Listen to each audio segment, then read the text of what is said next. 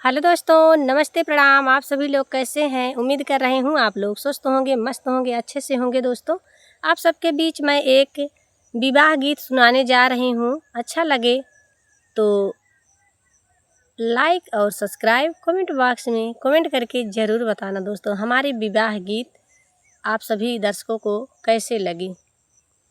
ऊंची ऊंची बाखरी उठाया मोरे बाबा हो, पूर्वा के खोलिया मोहार जी। ऊंची ऊंची बाखरी उठाया मोरे बाबा हो, पूर्वा के खोलिया मोहार जी। पूर्वाही देशवा से आवई दुलाहे रामा, मऊरू फांसेला झोपेदार जी।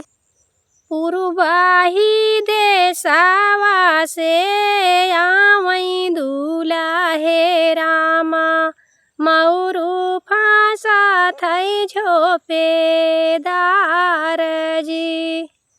जाऊ तू ही हो बुधानी हमारी बियाहिया हो, जाऊ तू ही हो विउधानी हमारी बियाहिया हो, मऊरू छोड़ई बिउ झोपेदार जी।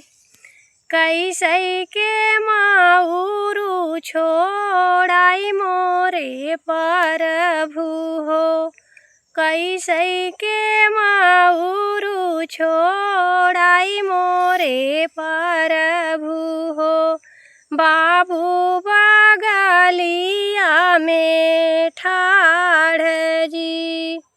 कैसे के मऊरू छोड़ाई मोरे प्रभु हो, बाबू बगलिया में ठाड़ जी। ऊंची ऊंची बाखरी भी उठाया मोरे बाबा हो, पूर्वा के खोलिया मोहार जी। ऊंची ऊंची बाखरी भी उठाया मोरे बाबा हो, पूर्वा के खोलिया मोहार जी। हमारी विवाह गीत आप सभी दर्शकों को अच्छा लगे तो आप लोग ज़रूर से ज़रूर हमारे चैनल को सपोर्ट कीजिएगा। आप सभी दर्शकों का और आप सभी दर्शकों के सपोर्ट की ज़रूरत है मुझे।